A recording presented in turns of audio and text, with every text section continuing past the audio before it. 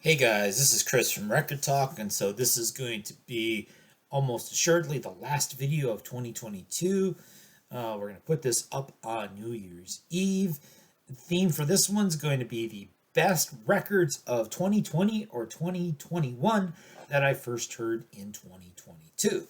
So obviously, none of these made my list of best records of 2021 because I hadn't heard them yet, and I wasn't making videos in 2020, so I didn't have a list then. Um, what you can expect from me in early 2023 is once the vinyl tag is established, I'll put up a vinyl tag video. Hopefully, there will be like one version this year. We'll see what happens, and I will give you my top records of 2022 list as well, sometime in the first week of 2023. But these records I'm going to show, this is not a ranking order. These are just some records that I first heard this year from the last couple of years that I liked and wish I'd heard sooner. So we're going to start with Australia's Amyl and the Sniffers. So your punk pub rock sort of stuff. Comfort to Me, of course, Amy Taylor. She's gotten a lot of attention. That's sort of the frenetic singer. You've got Guided by Angels, a great video for that. I think Maggot and Knifey are really good songs as well. And I mean, Australia needs a new iconic rock band. Maybe it could be Amyl and the Sniffers going on. Next one I have, this is a pretty obscure choice. This will be a group called Black Bra. So this is sort of indie rock from Nashville. This is fronted by Beth Cameron.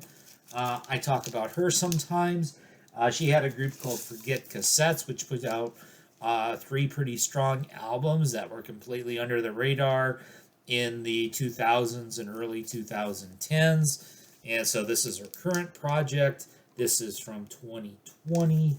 The Amyl and the Sniffers that I showed earlier, I forgot the name of the year, but I'm pretty sure that's a 2021 record. This was on ATO Records. The Black Bra is on YK Records. YK has also done some recent reissues on vinyl of the Forget Cassettes discography.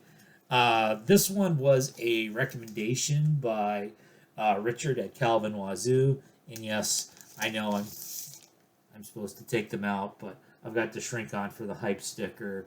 This one is given lots of glare because of the dark cover. So you got this young band. They've definitely got some post-punk elements going on there called Geese. Remind me a little bit of Squid, who were my favorites of last year. Although, if I remember right, Geese is an American band from New York City. And so, and I believe this was a 2021 album. And yeah, it's a 2021 album. I don't have any fancy black vinyl. This is on Play It Again Sam Records. So, okay, let me, I know I made a video about this video several months ago. Amethyst Kia, Very Strange, Grammy nominated artist. And this was, so she's kind of got elements of soul, elements of folk, elements of country, Americana. And what label was this on? This might have been a Rounder Records. Yeah, this was a Rounder Records from 2021. And so I think Amethyst Kia is somebody who's well worthy of attention. And so I fall into the King Gizzard and the Lizard Wizard rabbit hole. So until fairly recently, I owned no King Gizzard and the Lizard Wizard albums. This one became my first. This is called Nonagon Infinity. I got to show you the vinyl on this one because this one's pretty wild looking. Second side looks like that. And so this came out in 2020, I want to say. on whatever label there are, ATO as well.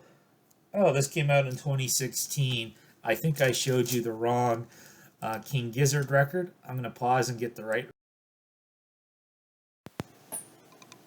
All right, so the other King Gizzard and the Lizard Wizard album I have is Polygon Wonland, which came out in 2017. So neither of mine came out in the year 2020. So I'm lying to you here. This is the one that they basically self-released the files for and said anyone in the world could release it. So this happens to be on a label called Drastic Plastic. If you look on Discogs, there are over 300 versions of this by probably a couple hundred different labels and all kinds of different formats. Vinyl, CD, cassette. I think it's been put out on 8-track and mini disc. As far as I know, nobody's put it out on wax cylinders, but who knows? And this one's on Blue Galaxy vinyl, so you want to see what Blue Galaxy vinyl looks like, even though this doesn't actually technically meet the what this was supposed to be about. But there you go. So anyway, this is at least comes in the idea of recent music that I first discovered in 2022. Maybe I should retitle the album that, the video that. We've got some Snail Mail Valentine. So this is like your Gen Z singer-songwriter types who obviously listen to lots of the 90s music of that type that you know I like. And so her name is, and this was on Matador Records 2021. Her name is Lindsay Jordan is her name. So Snail Mail is the name she goes under in recording. That was obviously like a critic's favorite. This one I think has some really gorgeous packaging. So this is Juju with Oh No. And so this is only the second Juju album I own. And so this is a double album. It's all consists of duos. So the main guy from Juju, who is, what was his name again? Jamie something. You think I would do my research before I make these videos, but yeah.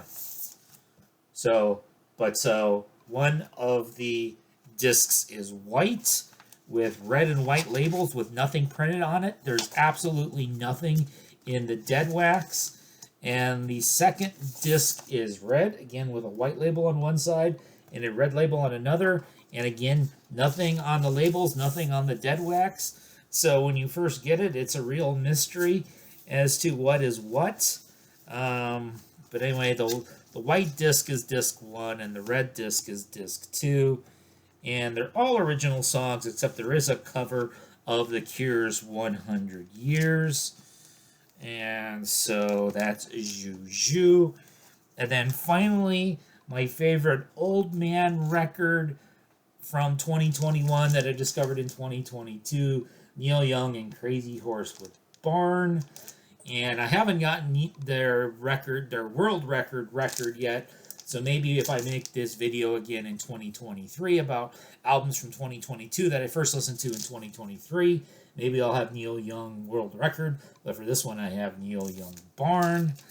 And so I'm not going to say this is the greatest Neil Young and Crazy Horse album ever, but it's certainly not the worst either. And so this is probably not the best video I've ever made, but hey, we're going to end the year with it. And so see you in 2023. We'll do some vinyl tag. We'll do my top records of 2022 and continue finding crappy records.